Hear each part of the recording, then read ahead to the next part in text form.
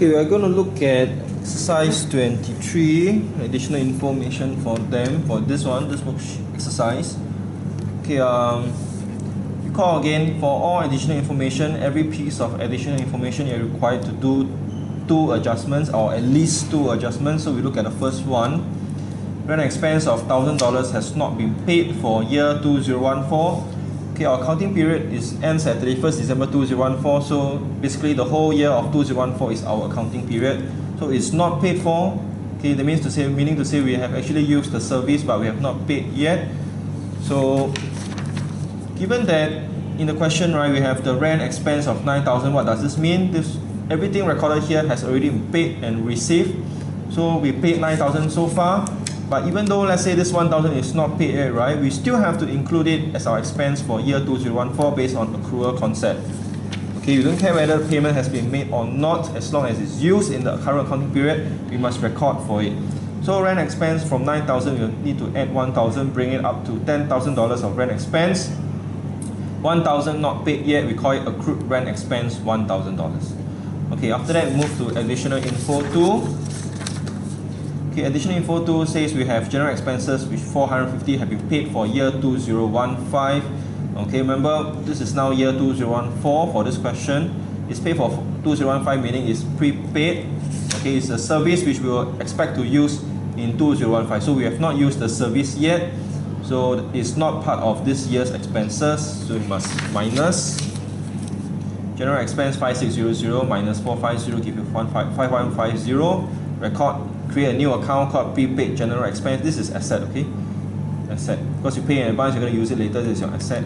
Accrued rent expense is liability. So prepaid general expense 450. Okay, pay in advance. Next, additional info number 3. Customer Jacob declared bankrupt and $100 was to be written off as irrecoverable. Bankruptcy, okay, it's a bad thing. You need to do two things, two adjustments. First, go to trade receivable, minus away. Then after that, go to the estimate, because it's no longer an estimate, also minus away. So you get 3556 and 100 for allowance for impairment of trade receivables. Okay, after this is done, we move to additional information 4. A review of trade receivables show that an amount of 220 from a credit customer may be irrecoverable. This is the new allowance for impairment of trade receivables for this year. My final allowance must be 220 no matter what. Okay, so based on the old adjusted value, the old adjusted allowance is 100. Okay, we're going to move it towards 220 as stated by the question over here. See, I need 220. It must be 220. So from the adjusted old amount from 100, okay, to push it to 220 we need 120. Okay, to push it up, meaning this is an increase in allowance for impairment of trade receivables. Okay, we have increase in allowance, meaning say more people got a chance of being unable to pay up, got this chance. So although it's a chance, we just treat it as a confirmed loss, so we got $120 of loss. Okay, the loss is always the change, okay, the movement. Okay, from 100 to 220, the movement is to add 120. 120 is the impairment loss on trade receivables. Okay, next, additional information 5. Okay, depreciation information, always do two things.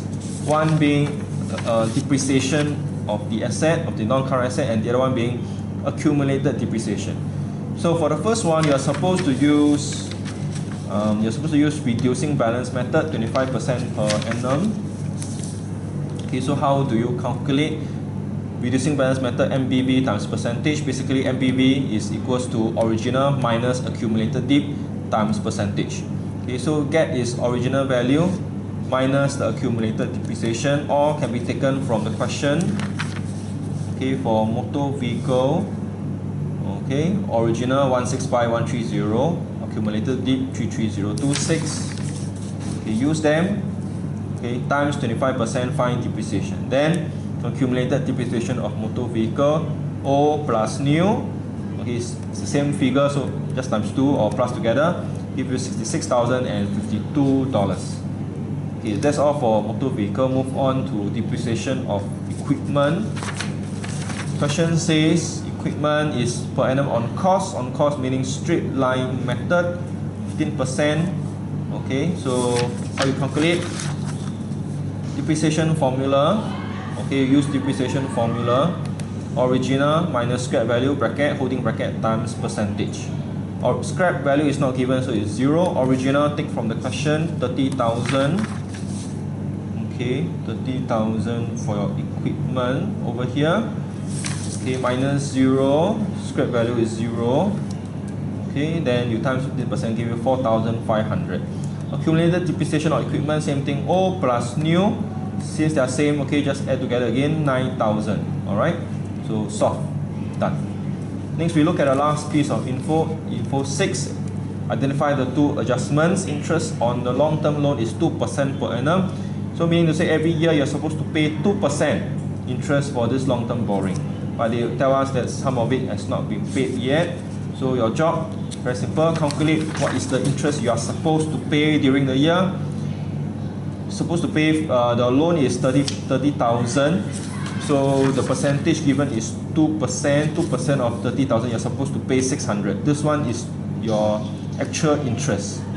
Okay, but so far, how much have you paid?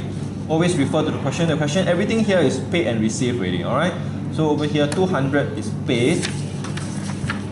Okay, since only $200 is paid, okay, out of 600, you're supposed to pay 600, but only 200 is paid.